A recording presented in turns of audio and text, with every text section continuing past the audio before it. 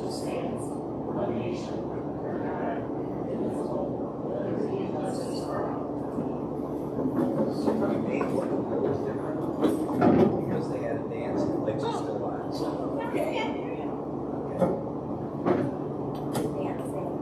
Jack went to. I was saying we may look a little different because the lights are still on from the middle school dance today. So.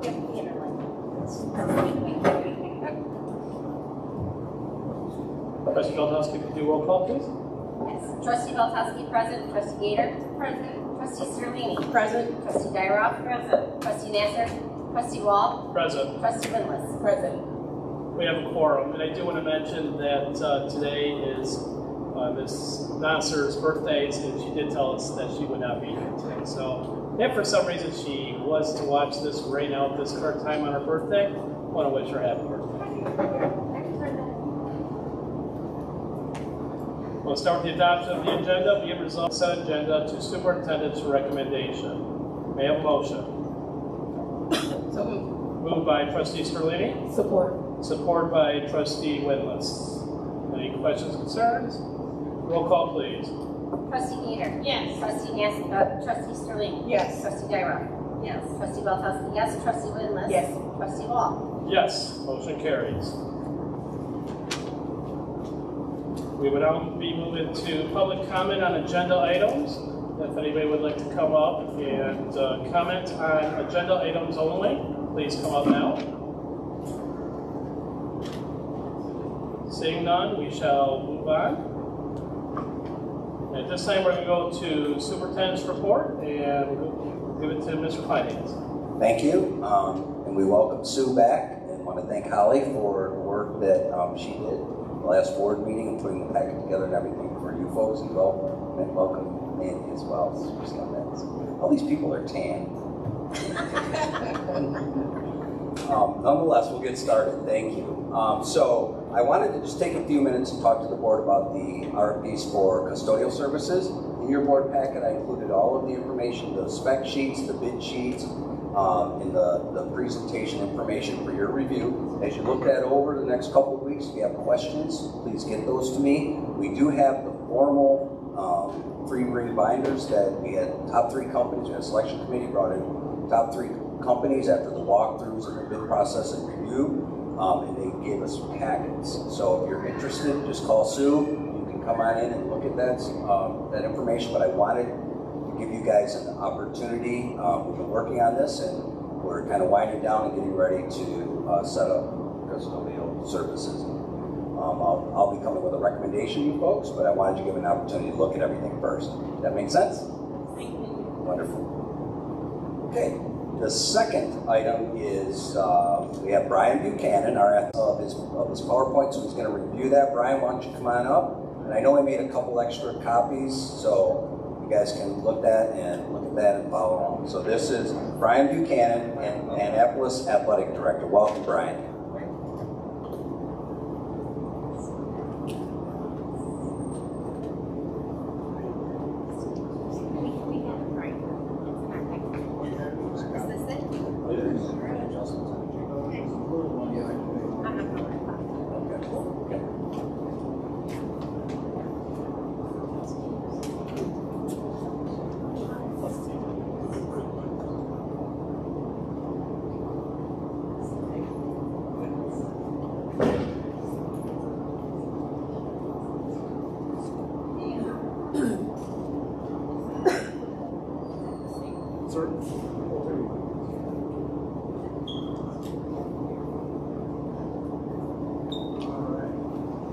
So Brian, you may have to kind of raise that mic a little bit and speak into it. Yep. But you hear me?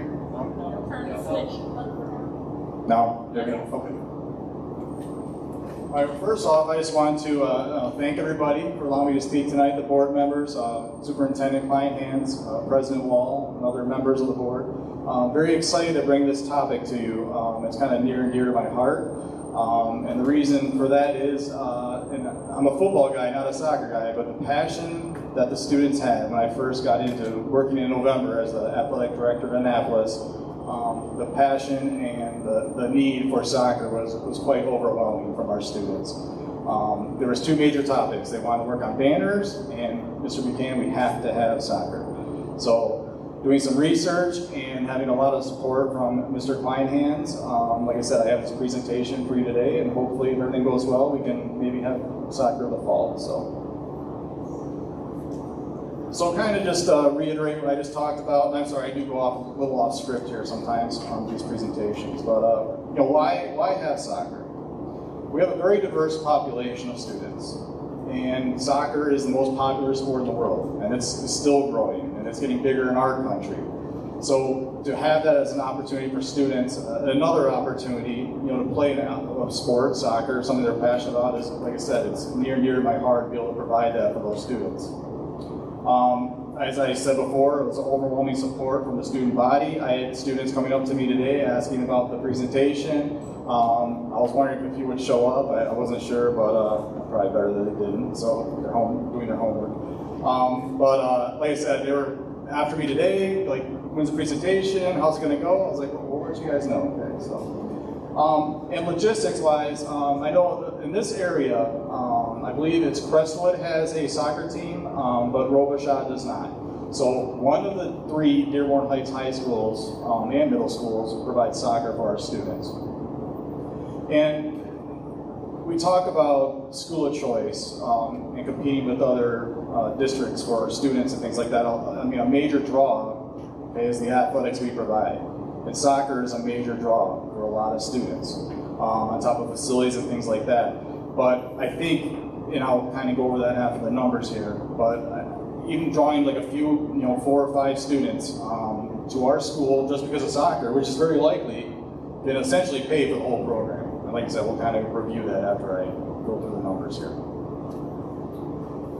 So on the first page, and I'm sorry, this is a little tedious with all the numbers, but so just kind of taking some rough numbers so you guys can see how this looks. For 3 paid coaches, and this was taken from the 23-24 compensation agreement, head varsity coach would make about $6,000. We're talking about 1 varsity assistant coach at $4,600. And if applicable, because I don't know the numbers, sometimes kids get really excited and I have 40 come up, then tryouts come up and I have 20. So that's just kind of how it works. So I'm hoping, and talking to some other board members, we really want to push for this JV team to have a younger team, and that's something we'll try to do. I'm going to promote this like crazy. If this is something that you guys want to go forward with, I'm sure we can get those numbers for a JV. I'm hopeful. So we're talking about total of those 3 coaches is roughly $30,500. If we are talking about 2 refs per game, they make $55. So per game it's $110, and we're talking, we want to do boys and girls, of course. So every number that we have, we're going to double it. So for 10 home games for the boys, we're multiplying that by 2 because we plan on having 10 girls in the spring. And the girls soccer is a spring sport. The MHSA, there's no fee to add soccer. I know some people were kind of asking about that, but I looked into it and I talked to Brad Bush, who's at the MHSA. He's the assistant director, and he said there's absolutely no charge for having soccer to our school district. When we look at transportation, once again, boys will have 10 away games, 10 home games, but we're going to double that for the girls. So roughly when we talk about a round trip for transportation, at the end of the 2 seasons, we're talking about $7,300 for transportation.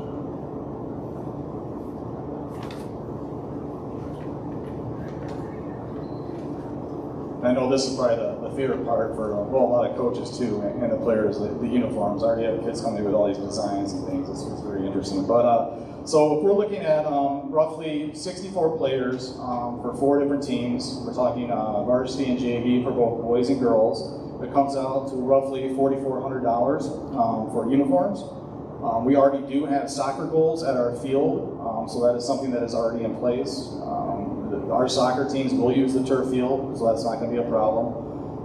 So when we talk about all those numbers together, we have a rough program cost of about $44,400. If we decide not to have a JV team and just a varsity team, we're talking roughly $33,000. Now to kind of go back and talk about the draw to students, for athletics, and it's a big deal to a lot of these students.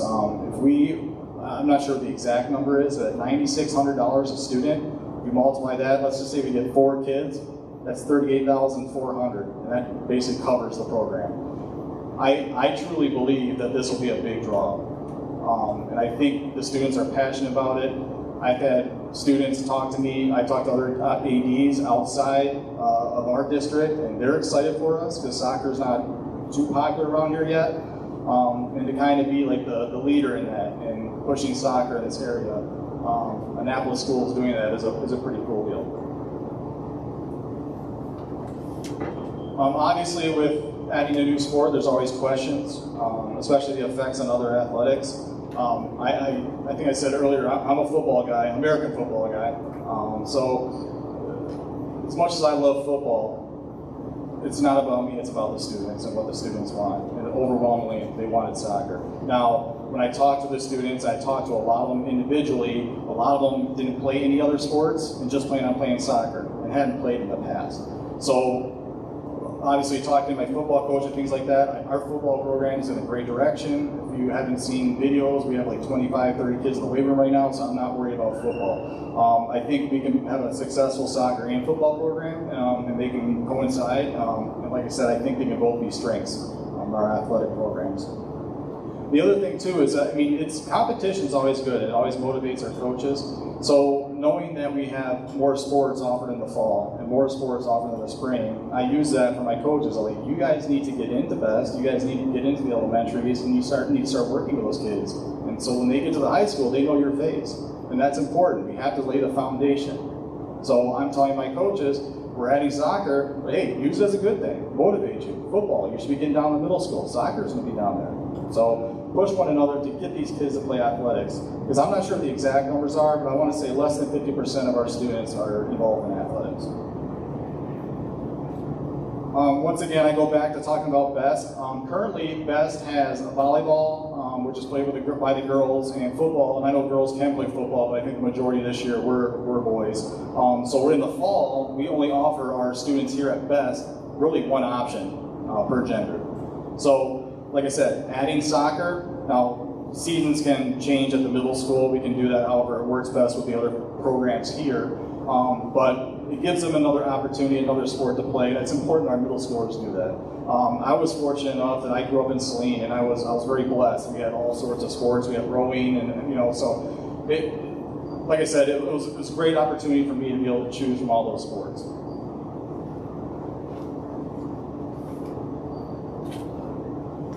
So like, just kind of wrap up.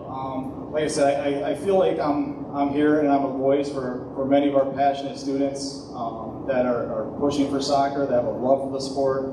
I appreciate it that much more just in the couple of months that I've been here, because I see the passion in the students, and I get pumped off that. I feed off that.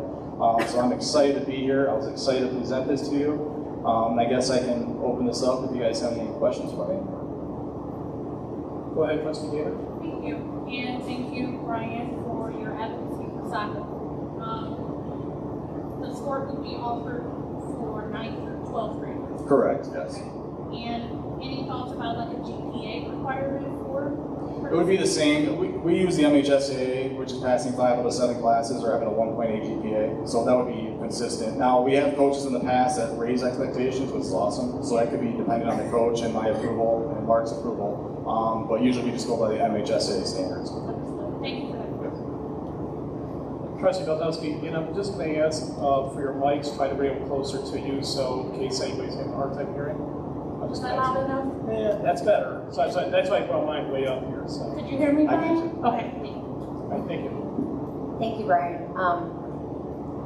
I just have to say, my daughter pushed for soccer when she was in high school here years and years and years ago, and this is making her soccer heart happy. So it makes my mama soccer heart happy too. I just want to point out, in case people didn't know, so Crestwood does have a soccer team. I believe Start International Academy, which is right in the Crestwood district, also has it. However, Crestwood is not a school of choice, and all of the Dearborn high schools have it. It is an extremely popular sport amongst ages 3 and up. So I wholeheartedly agree with him when he's saying it's a draw to our school of choice district, that if we were to offer soccer, that it would be a very huge draw. Thank you so much. Absolutely. Thank you. Anybody else from the board? Yes, Trustee Scalini? I'll just make a comment. You and I have talked about this because we met at the finance meeting. I hope we do the JV and varsity. That they might think that they might not be good enough, they might not try out. But I feel like if we have a JV team, more kids might try out. So I'm all for both. I appreciate you doing this. I know you had mentioned before that you had a kid go around and do a survey, right? Yeah. He had like A lot of 35 signatures. kids right away saying, Right. we want this, we want this. So it's popular and I think so- it's bringing it. Right, and how it's gonna work is, like, for instance, we have softball right now, we don't know our numbers, but we are still gonna say we're going to have JV softball. We're going to do that until tryouts are over, until we look at the rosters and we break down the numbers and things like that. So we're gonna work that way. We're gonna say we're having a JV as of right now. It just depends on how many kids show up. Thank you. Anybody else? I want to thank you for presenting, and I do want to mention a little funny part of that is when soccer's on TV, my mother calls me and tells me what's on at what time. So it is becoming much more popular. It is, it is. Thank you. All right, well, thanks again for allowing me to speak tonight. Appreciate it. And Brian, while you're up here too, if you do get a chance to go in the high school and you look at the banner project, I think I took a picture, but it wasn't very good, but I just put it in one of my reports. That's because of this young man right here. So great work on that. We appreciate it. Keep up the good job. Thank you. Thank you. Thank you. Okay, moving along. So the next item is the CRDC report. I just wanted to take a few minutes. So the CRDC report on this issue is the United States Department of Education Civil Rights Data Collection. They use this data to ensure that students have equal access to educational programming. This is a mandated report. Back when I was a superintendent in another district, I used the last line of one of the administrative contracts, which was all other duties assigned, and I gave it to him, and I don't think he's liked me ever since. No, I'm just kidding. So we are blessed in this district to have Carol sitting. I'm glad she's here tonight. So I didn't even tell her to come, so I'm glad you are here. So this report that Carol took on, it's not part of her deal, I just asked her to take it on, she took it on. It's huge data submissions. I mean, daily, over what, a 2-week period? It's a ton of work. She would submit, the information would come back, there could be errors. She did such a good job cleaning that data before she uploaded it, that there weren't many times that there were errors. But this is a mandated report. It's a very important report. Both the state, the Fed, and the educational agencies use this data across the country to make policy, to make decisions about education across the country. So it's very important. Carol took it on, did the whole project, got it submitted. She maybe asked me one question about the whole thing. So Carol, thank you so much. We really appreciate it. It'll sit on my desk, so I do about it. But this is the Dearborn Heights School District number 7 governance team operating norms. And there was a discussion at the board table about bringing these back. Apparently these were on the table at one time, and then they kind of got lost. So there are a list of 19, I would call them norms, right? Operating norms that guide this board. I think I looked at all of this stuff. I think we're doing a pretty good job with this stuff. But I do know that there was a request to put this back out. So I guess I open that for discussion. Yeah, does anybody have any? Yes, go ahead, Trustee Belkowski. So I had asked that we bring them back out, but that we have a chance as a board to look at them, to decide if there was anything that we needed to change, wanted to change, or wanted to add. Okay. And anybody else have any comments with regards to that? So if we want, we do have them, but we could always bring it up for the next meeting and just see if there's anything, but there's really nothing to say vote on it. And Trustee Dyroff, do you remember in the past, was there anything that we signed in the past with regards to There was that? something that was signed, I can't remember. This is a much longer. Right, because I think the one we had before was only like 10, Yeah. before, so. So there was a document that was signed. Right. Does anybody have any comments or thoughts with it? I don't know that we necessarily have to sign something, Right. Yeah. I think it's fine to have these here as a reminder, but that's just my 2 cents. There was one on here that I would like to remove. Okay, well, we're here for discussion, so sure. Number 16. Which is that? Questions for the superintendent as well as requests for information will go through the board president. I think in the past we were discouraged to contact the superintendent, and I feel that as a board, we should be able to contact the superintendent and ask questions on our own. Trustee Dyer? Just a little history on that from my perspective. That has been a practice for years, from back when I was on the board 20 years ago. That has been the practice to go to the president. The purpose isn't to keep you from having a relationship with the superintendent. The purpose is to not have any surprises at the board meeting. So during the course of 2 weeks, if you wanted to contact the superintendent about anything, that you can certainly do. I do know that there has been times, depending on who was the president, that was totally discouraged. But again, having a relationship with the superintendent, in my opinion, is critical for every board member to have. And it's important to be able to contact the superintendent. The point of the questions is, say you look at your board packet and you have 5 questions, and you don't contact the president to at least give him an opportunity, who sat through the board agenda, to possibly answer them, and then he would, if he couldn't, then give the superintendent the opportunity to do that. And the point of that is, and what is supposed to happen, say I've got 5 questions, I call Derek, he gives me the answer to 3, gives Mark the other 2, Mark replies to me. But it's really on the president to then pull that together and share those questions and answers with every board member.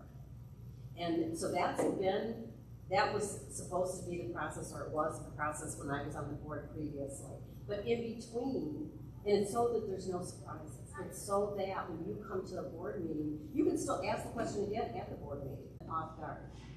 Just like, you want to be prepared yourself. So I'm not in favor of removing it. I'm in favor of everyone knowing that they have the right to have a conversation with the superintendent. And when you look at your board packet, running those questions to the president. And I was just going to piggyback on that, because one of the things is, if you have the question, somebody else might have that question too. And then what happens is Mr. Kleinhans might be getting 2 or 3 different emails, and then he has to answer each one of them, versus if it comes from one pool, he gets them, and then it goes back out to everybody. But I do agree with Trustee Dyroff with regards to, yes, you should be able to see Mr. Kleinhans, and if you have questions or even some ideas, you can always approach him about that. I think he is very approachable, so that I don't have any disagreement. If it's something you think that the whole board might benefit from, then you better just to try to get it to one person, and then it go to the superintendent, and then that way it can come back out to everybody. I guess what I would add to that, and I agree with Mandy and Derek, if there's ever an issue where a board president is not forwarding that information from the questions, then I think it should come to the board, and we can have a discussion about how to perfect that process. But I am in favor of having like a synchronized format for communication purposes without it eliminating relationships being built. I'm definitely up for building up my character in that. So yeah, if there's something you feel I'm not doing, please let me know, and that way I can work better at that. Well, I do feel like just recently, I'm the one that fired all these questions at Derek, and you are the one that replied back to not just me, but everyone. And so I do appreciate that, and I do think it's important that everyone gets to know, if you have a question that's important and you ask it and you get an answer, I think it should be shared with everyone. So that's why I like that process. And then if I ever get anything that I'm trying to share to the board, like might come from a parent or something, obviously everything is forwarded to Mr. Kleinhans, but I will ask the parent, would you like me to share because of the personal information? And then if they do, then of course I forward that to you guys too. Can you just ask a question, Mary? Do you feel like you, in the new, the board that you have now and the leadership, do you feel like you don't have the right or the ability to have a relationship, or do you feel like this cuts it off? No.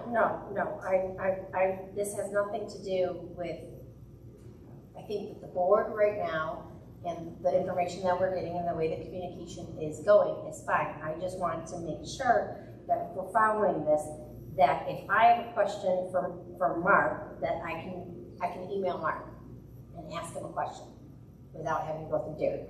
No offense to Derek. I mean, if it's not something pertaining to the agenda or, you know, something that's on the agenda, I feel like I should be able to contact Mark and ask him a question. I myself don't have any objection, like if you have like a question that wouldn't be something that the whole board should know, you know, then sure, that's okay. Okay. I mean, that's my personal opinion, I don't have any objection to that.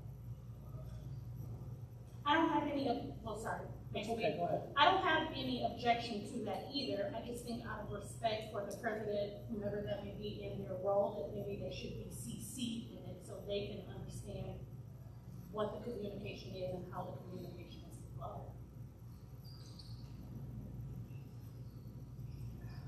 See, I'm with Mary Beth.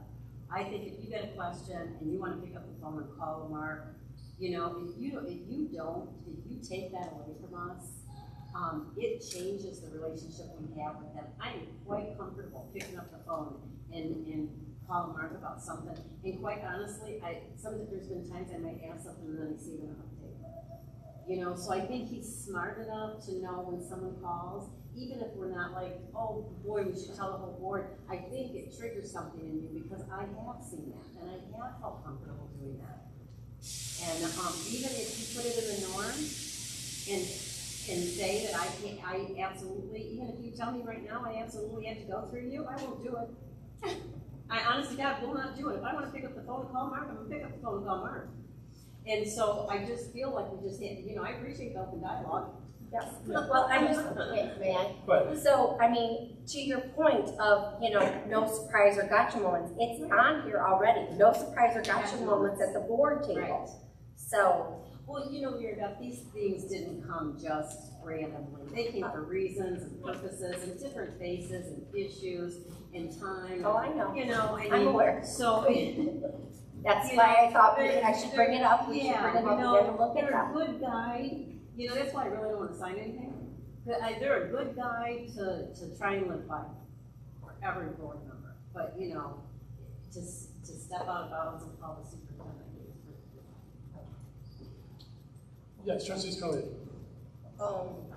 So my concern is Mark getting inundated with a bunch of questions from all of us. So I hope that he feels comfortable enough that if he's getting a bunch of individual calls and then he's getting inundated, he reaches out to Derek and says, hey, you know, this has got to stop. We got to rethink that. I hope you do that. Because I don't want you feeling inundated from us. You get a lot of pressure from everyone, from residents, everything. Like, you got to keep it in control. The thing is, I will say a couple things. If you're asking a question of Derek and he doesn't, or whoever's the president, and then, you know, you have to give the president time to get your answer. You can't expect, we all work. You can't expect him to get an answer for you right away. So asking Derek a question or whomever's the president and turning around and going directly to Mark to ask the same question, I don't think is fair. And that's repetitive, so I don't think that should happen. The other thing, and I'm not trying to be a jerk here, but Mandy, your thing is, you know, we have this, but I'm not gonna follow this, and I'm gonna go straight to Mark. It's kind of sad to me because you and I have had conversations about the presidency, and when you were president, you said you didn't want anybody going to the president or going to the superintendent, everything had to go through you. So it's now you have someone else as president, and you know, here you are saying, well, I'm gonna go directly to the superintendent and not follow the rules, so.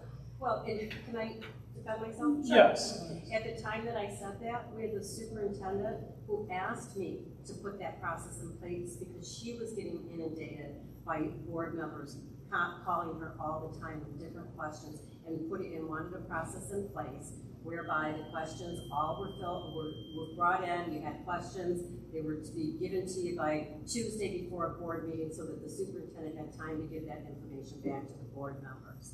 When I flippantly said that I would call him, I do. I feel like I don't feel like I call just for the heck of it to see how he's doing.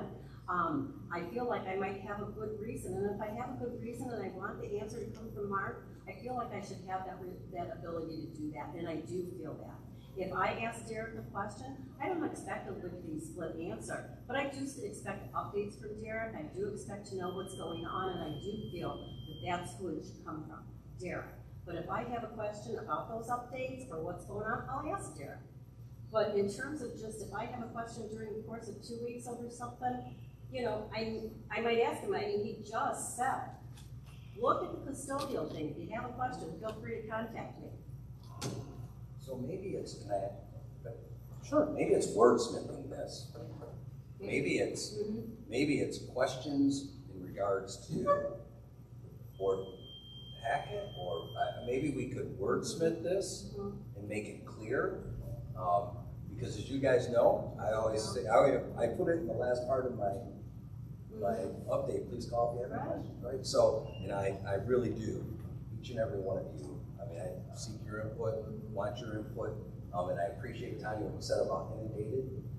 You guys aren't inundating me, believe me. I have other people that do. But I agree, if you ever feel that way, Yeah. you feel like Yeah. any of us are bothering you too, not bothering you, Yeah. but inundating you. Yeah, so I think it's a wordsmith here on this one. I think it should be like questions specific to, I don't know, I'm just brainstorming, content on the board agenda or for the board meeting, then directly through, and then, you guys know, and Derek and I talk quite a bit, so, if those issues come up, and I let them know, hey, so-and-so asked this question, so-and-so asked that.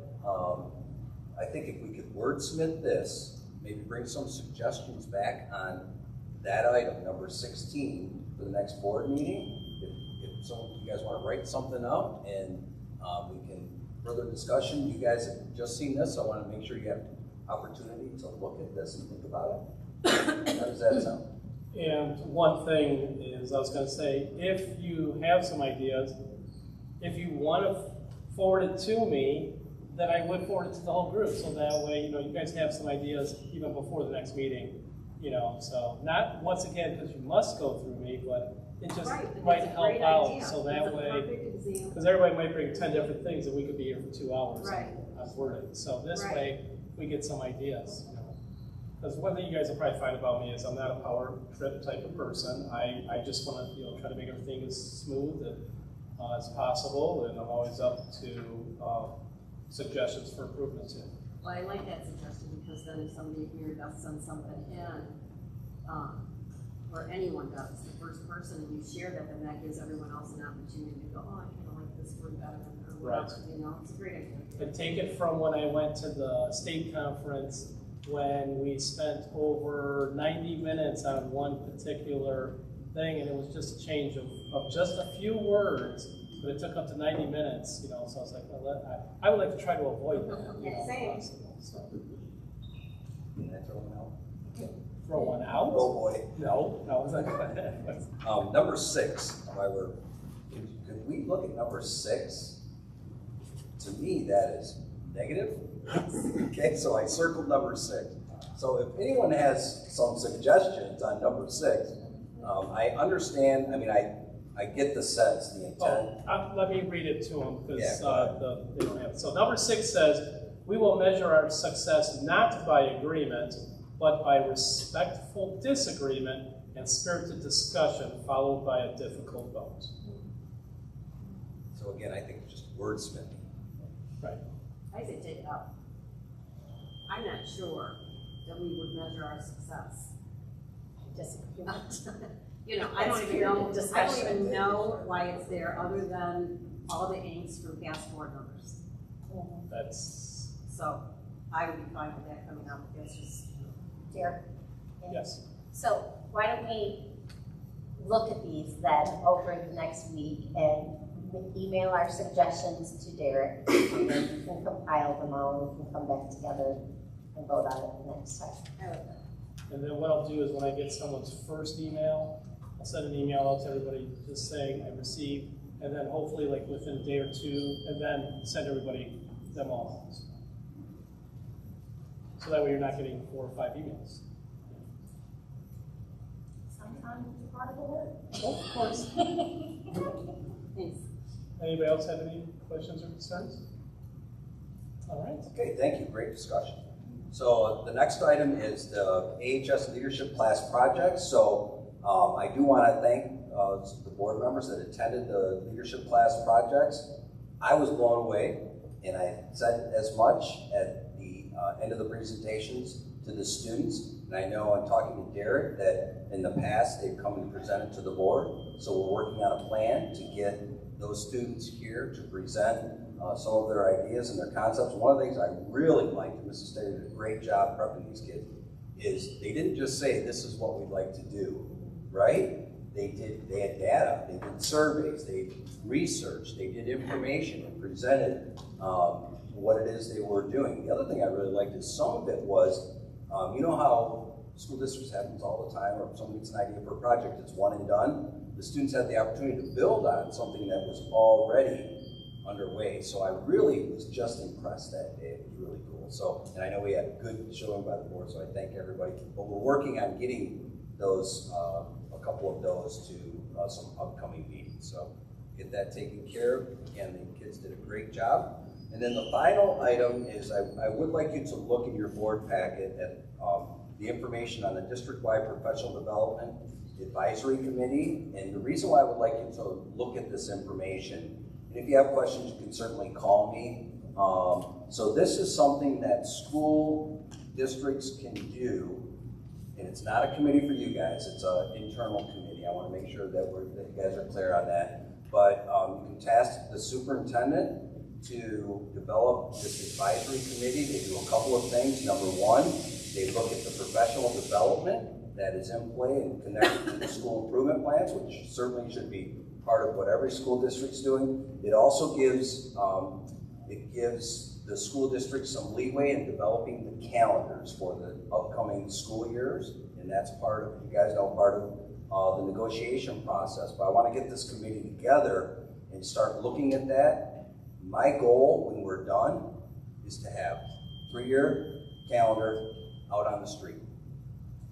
There could be some adjustments, but hopefully when all of this gets wrapped up and the work that's been going on and working with the teachers union and all of that process, that would be my goal, that we can present. So then if we have families that are looking down the road next year, when spring break, when winter break, they want to make plans, we can get that information out. So step one in that process, we've already, we're working on these calendars and we've got a lot done. But I do need you guys to look at this. I would like the green light to develop this committee. I bring the committee together, we look at some documents, look at some information, we put it together and green light what it is we want to do moving the district forward, both in the area of school calendar, because we know we have some issues that we have to face as a district. The half days are a struggle for us because of all the people coming and going. It makes it difficult. Attendance is very low. Carol's nodding her head. So we kind of brainstormed on fixes to that. And then we also brainstormed on moving some of these professional development days to make it better for families. So, but step one in that is having you guys, and we'll move it to the 20th as an agenda item after we look at it, to just pass a resolution, give me the ability to put this committee together and start its work in looking at both professional development, school improvement, and calendars. Yes, Trustee Bukowski. So Mark, I have a quick question because I see that it says that professional development may count as instructional hours, but as an instructional day must exceed 5 hours in a single day. But isn't there a cap on the number of days, professional development days? Like, isn't it like 5? Yeah. Okay. Yep, and we do 5, and so that's a great question. So there's a couple of things in here when you read it, you're going to scratch your head and say, what? Like one of them is, you could actually already start the school year, start this calendar, and the committee can be done retroactively. right? Which I thought, that's right in here if you read that, a little strange, but I want to do it before any of this work is done, before those calendars are implemented. And there's another caveat in there about the number of hours that you can use before the students come in, so you probably caught that as well. So, but I just want to get this done so that so that we can let our community know, all of our stakeholders, internal and external, at least the calendar for the next 3 years, so that if they're making plans, if they're wondering when spring break is, that they have that information in front of them. Yes, go ahead. And then I would just make sure that there's a caveat that is very clearly stated that the calendar may be subject to change. Yes. Very clearly, bold, underlined, capital. Exactly. Good point. Yeah, so that's our end game on the professional development advisory committee, and that concludes my superintendent report. Okay, I think we still have one more question Oh, from I'm sorry. Trustee Winless. How will the parents be picked for this committee? So I probably would reach out first to the building principals and maybe grab a couple parents that are active, maybe PTO parents. That was my initial thought. I think that's what folks have done in the past. It's not a huge committee, so we can put something out maybe even on our webpage if you're interested in volunteering. We see a couple parents, we don't need a lot of them, but we see a couple parents on this committee. Yes, cool. Wait, Was that it, Trustee Winless? Yeah. Okay, Trustee Belkowski. just to that point, may I suggest that you have working parents on that committee? Because a lot of no offense to stay-at-home moms, I think that kudos to them, but when you're looking at a calendar, the biggest thing right now is working parents and the lack of childcare, the lack of before and after school care on half days. I would definitely have working parents on that committee. And I think in the past when we've developed this kind of work, it's out, we're looking for a couple parents, and typically that's, you ask, okay, do you have someone who's really involved that understands school, and so, but I'd be open for names. If you guys have names, I certainly would be open. We don't need a ton of people, we just need a few parents to go over this with us, and I'd just like to get it all wrapped up so that when we do get this contract done, that piece is better. Yes, Trustee Gator. Vice President Wall, forgive me, but I had a quick question for letter C. Ooh, It's okay, my or brain no, is it's okay. lagging. President Wall, forgive me. I had a quick question for Mark, if it's okay, about letter C. Yep. Okay. Could the board get access to the report once it's finalized, more specifically for the Citizens Advisory Committee, since it's related to like civil rights and access? Yeah, I don't think the report is it's submitted, so I don't think that information is compiled yet, but when it is, that's a great point. Yeah, we certainly would be able to use that information. Thank you. Any other questions or concerns from the board? Hearing none, and Mr. Kleins, I think you said you didn't have anything else for superintendent report? Okay. Thank you. Thank you. We are going to move to certified staff appointments, Exhibit 6 in our packet. Be it resolved that the Board of Education accepts the following certified staff appointments. April Critton, third-party contractor, speech SLP, elementary, part-time, effective date February 26, 2024. May I have a motion? So Moved by Trustee Gator, and I think was supported by Trustee Belkowski. Thank you. Roll call, please. Trustee Dyrod? Yes. Trustee Sterlini? Yes. Trustee Winless? Yes. Trustee Gator? yes. Trustee Belkowski, yes. Trustee Wall? Yes, motion carries.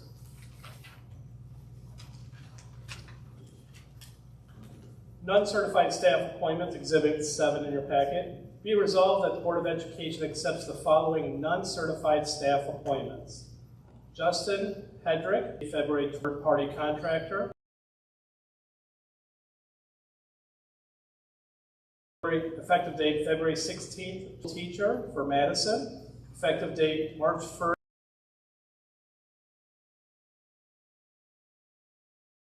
trustee Gator, Support. supported by trustee Sterlini. Yes. Trustee Gyroff? Yes. Trustee Gator? Yes. Trustee Belkowski, yes. For the priors I've mentioned too. Non-certified staff resignations. Anthony Royal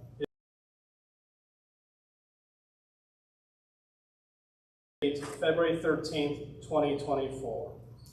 Mary Smith, effective date June 13th, 2024. Supported by Support. trustee Sterlini.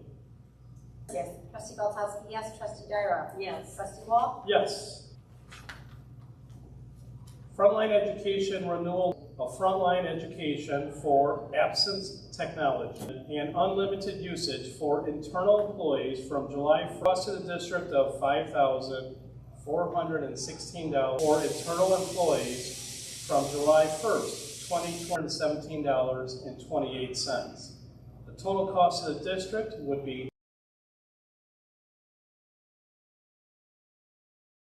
and the monies would be derived from general funds. May I have any questions or comments or concerns? Roll call, please. Trustee Gyroff? Yes. Trustee Wall? Yes, motion carries. School safety purchases. This purchase includes 40 management guides, cost of $15,710.82. 300 tourniquets, lockdown kits at a cost of $22,502.60. And the monies would be derived from grant.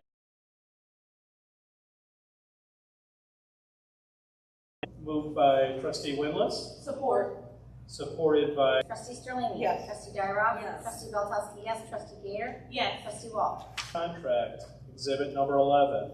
Be it resolved that the Board of Education appoints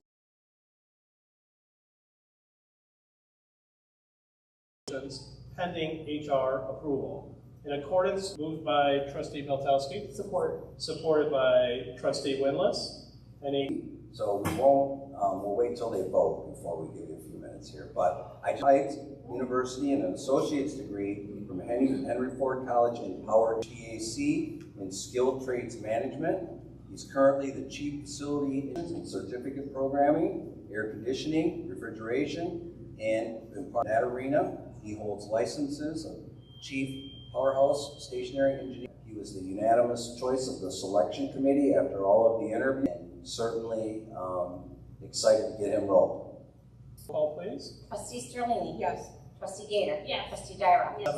Thank you.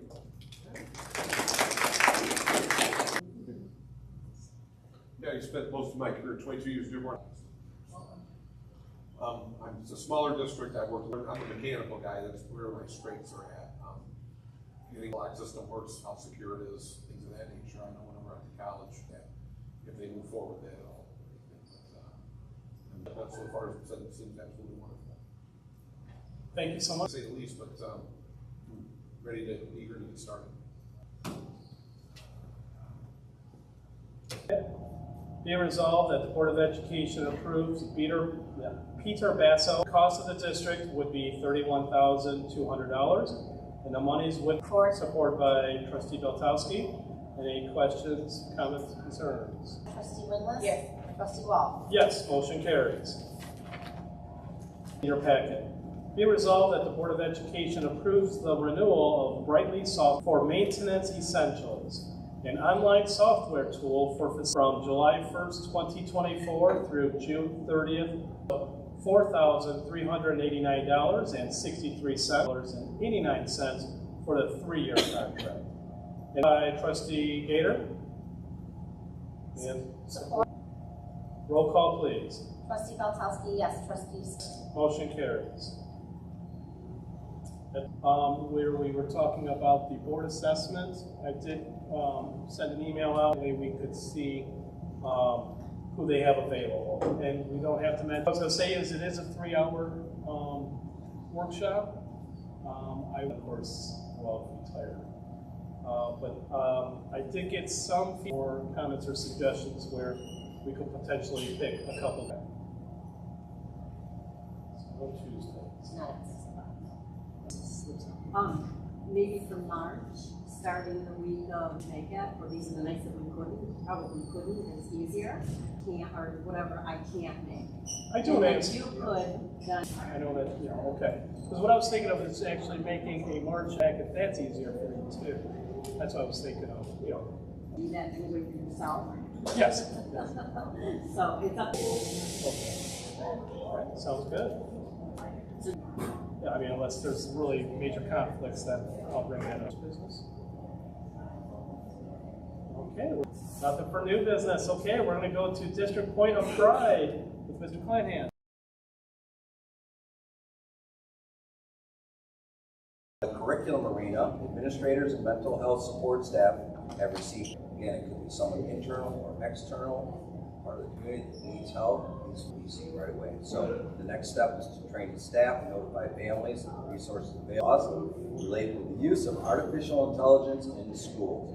Staff will participate, or we can embrace it and find out where it's going to help us. So very cool. And the Special Education Reading Month, the Special Education Department has been actively partnering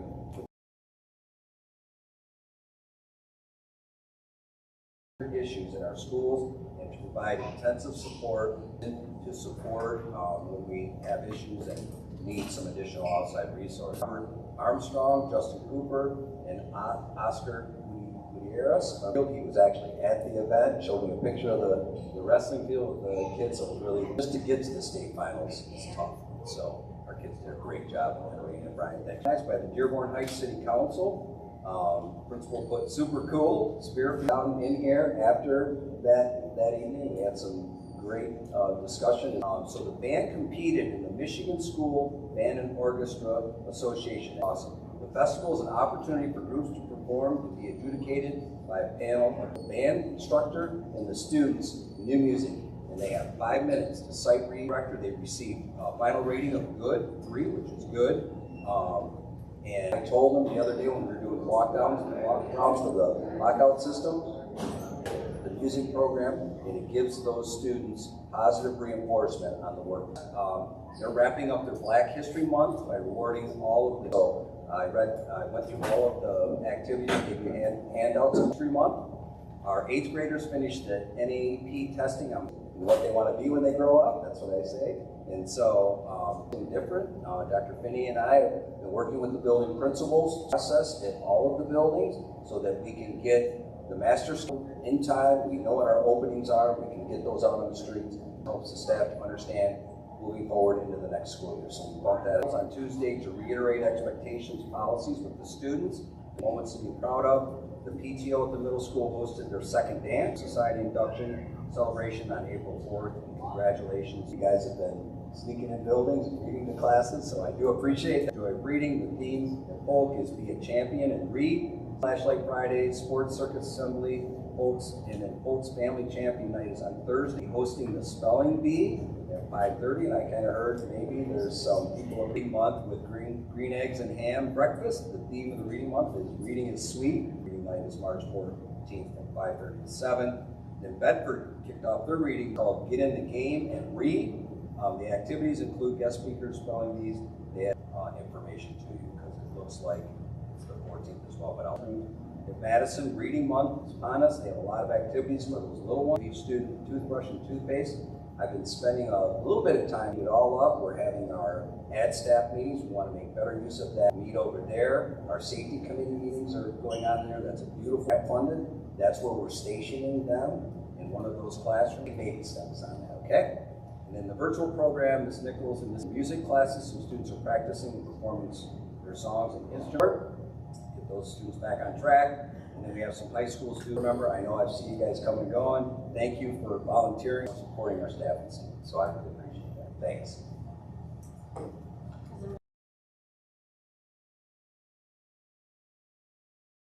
You're talking about the counselors coming into OW Best and getting their schedules ready for next year. The 2 students for the freshman jumpstart.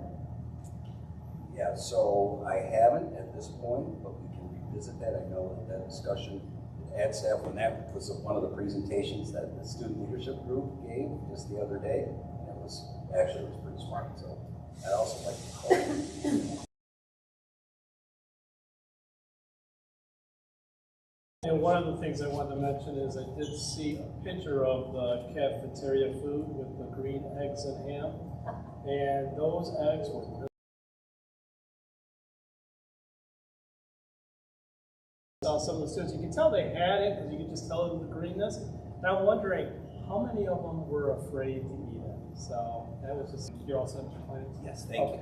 So we are now up to public comment number 2, please. If you have a comment you'd like to bring up to the board, please come on up, ask it, so that way we can reply to your concern or question. And please state your name and how. Virginia Morgan, just a couple of dates to put on your calendar. All of them are Sunday, Parent Sunday. I'm sorry. Virginia, can Saturday. I mentioned, and she's going to mention more. I want to tell you that when Tommy Wenzel started talking about this, he said he's going to have. just a little closer to the mic so we can hear you better. That's all. Can you hear me now? There we go. Okay. Can you hear me? Okay. I just want to make sure that we really do it. I want everybody to come that's on the council, and we're doing everything we can so that when they look back and say, which one of those fun nights, Saturday, May the 4th, put that on your calendar. There's the Ecorse Creek Commission is going to be doing cleaning up the creek, and they're going to have students. I want our district to shine and have the most people there and do the best part of participating in that. I want to congratulate him for a while. And also, I urge you to think about a budget, particularly make sure that money is available for the fall teams. You know, all I'm going to say is wrestling match. Then there was a fundraiser for football uniforms. Then there was a fundraiser to make sure the money is in the budget. And that you don't have to go to people and say, you know, we want to fundraise so we can put helmets on the kids' heads and we can put uniforms on. That's what the need is. Thank you very much. Thank you very much.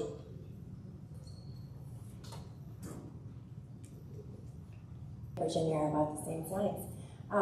Heather Sanders, 1440 May Street. Maybe she's a little taller. So I just wanted to talk about a few things.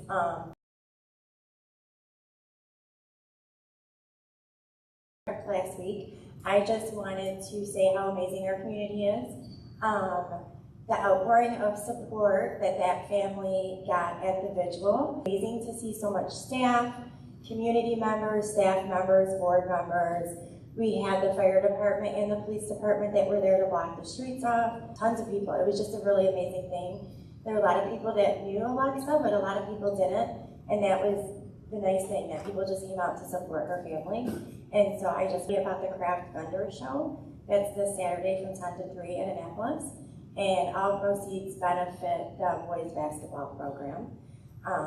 So hopefully, talking about Tom Wenzel planning the Family Fun Night is March 16th from 4 to 8, and it is going to be at Annapolis. I'm sure you've seen the flyer is volunteers. So not sure if any of you would like to volunteer, but I know we could definitely use it. The event's completely free, a whole lot of baked goods. So if you have a connection or you know somebody, they're doing a cakewalk, so definitely some baked goods, raffle baskets and prizes to kind of offset the price. But sponsors as well, but volunteers, really volunteers are, I think we probably need 30 to 40 volunteers. So response to write it on the paper and put it in the basket.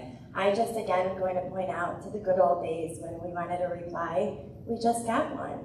So wish we could get back to those days. Anyone else for public comment? Okay, public comments can be closed. We're going to go to other business. I'll go to the committee meeting prior Wednesday, February 21st. And it was called to order at Kleinhans, and then community members Pat Greca and Virginia Morgan. Selection of chairperson, the committee has selected myself to be the chairperson. It's a project that was started prior, and it's scheduled to start with the new unit events on June 15th of this year to the typical cost. The superintendent well, at the time, it's past since then, but was going to be attending the DTE and with the new business, we had reviewed the current funds from Building and Site and ESSER 3 funds to seek bids on the Annapolis High School Auditorium AC project. Prior service, bids need to be sought as the prior quotes have passed their time. Discussion was to bring ESSER 3 funds to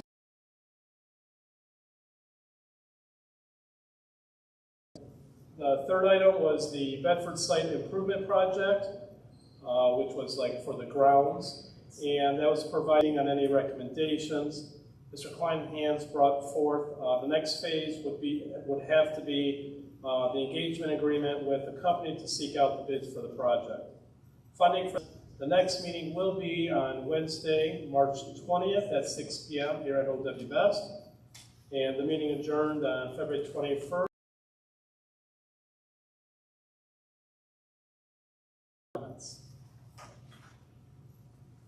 Thank you. There is no updates to the finding with the upcoming board committee meetings. There is a Building and Site, as I just mentioned, for Wednesday, March 20th at 6 p.m. at 7 p.m. at the Central Board office. And I think that's all we have for official times at this time. Yes, Trustee? Committee meeting, I have reached out to the committee members. We're generating dates, but I was made aware today by Mark that we have a new Neola rep. So we have to make those initial comments that all of our policies are updated outside of the AGs, which are the administrative guidelines.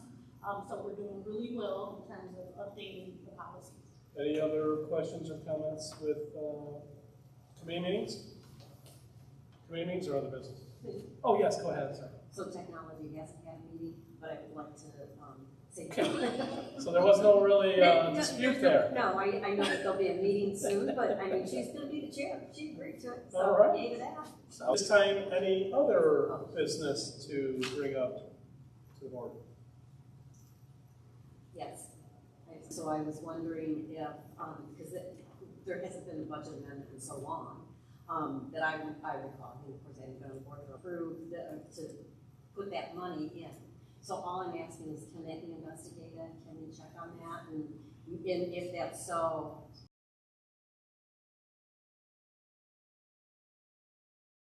coordinate with the approval of the.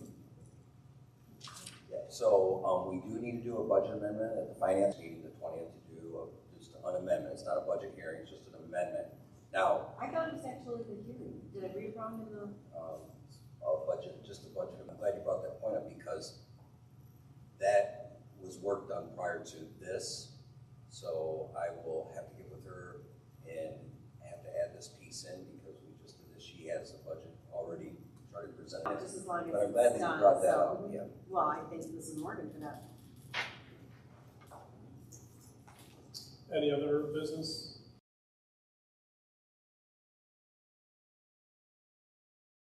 Start. Trustee Dyroff, come around table. Sure. To Kimberly Salone from Bedford PBIS team.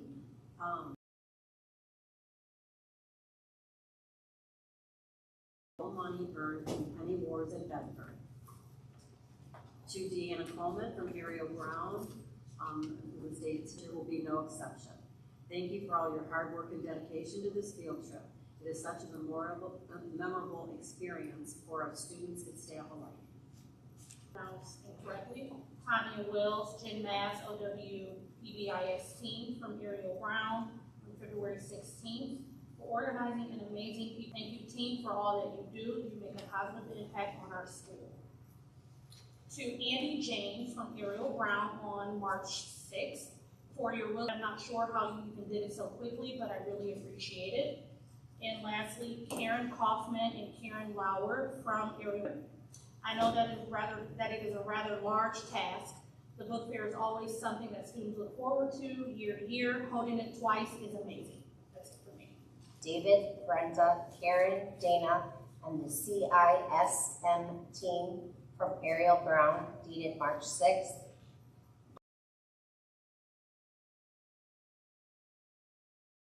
all and on-site to create groups, resources, and counseling for our students and staff. I cannot express how truly grateful I am. To caring for excellent management of the SRC. Students know that they are getting a consequence when they arrive in her room. She is making a big difference in improving the behavior of our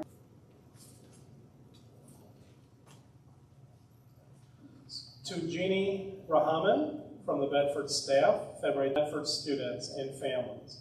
We want to take this opportunity to applaud Jeannie for her tireless efforts, creativity, and the positive influence for her exceptional efforts in organizing and hosting the recent book fair. It was an outstanding event, and Jeannie's dedication to promoting literacy for D7 students and family. To Amy Golan from the Bedford PBIS team from February 16, 2024, helping count the money. My attached to Kia Riggins and Jasmine Clinton from Marcy's Black History Assembly for our Bedford students. Highlights include the Civil Rights Movement, Black Inventors, interpretive dance, and the National Black Anthem performed by our one and only Miss Kia. Thank you, it was a beautiful presentation. The next one is to Eddie Beachtown, hopefully I pronounced that correctly, from the Bedroll money earned from the Penny Wars at Bedford. I have a couple here. To Dr. Claudia Percheller from Katie Schuchert, while you were on leave. I appreciate you always making yourself available to guide me and to provide insight and advice to keep things running smoothly. We are so happy to Mark Kleinhand, Cheryl Howard, and Scott Armstrong from Katie Schuchert, dated 2/28/24. Thank you for his acting Polk principal. Your knowledge, guidance, and expertise was beyond appreciated. While I navigated some sensitive issues, and I could not have done it without your help. I am grateful that you were so flexible. Staff from Katie Schuchert, dated 2/28/24. Thank you for being understanding, flexible, and patient while I navigated my role as acting Polk principal while Dr. Porcheller was out. How hard each and every one of you works day in and day out. Thank you for all that you do. To David Uriel, thank you for being my right-hand man while Dr. Porcheller was out, and for assisting me with sensitive situations that came up throughout the time and I was covering. As I learned a lot from you, and I can't thank you enough for your support. It is truly amazing to see the work you do as our school counselor and how you have built an amazing relationship. To Kendra Hayden, if I say that, Hyden, from Bedford PBIS team, dated 2/16/24. For helping from Bedford PBIS team, dated 2/16/24, for helping out enroll money earned from Penny Wars at Bedford. Ms. Nasser for not being here today. At this time, we're going to go into closed sessions pursuant to OMA section 12, that the Board of Education go into closed session for the purpose of collective bargaining. May I have a motion? So moved. Moved by Trustee Beltowski.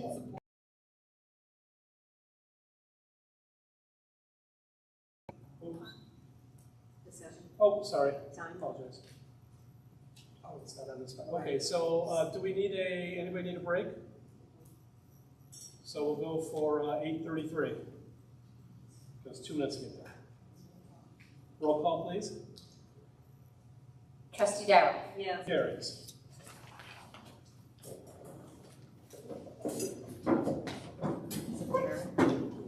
Yes. Also on the agenda is not a motion. Oh. Did you get one or? I didn't see that. Did I miss that? It's just on here, she said. Oh, I didn't know.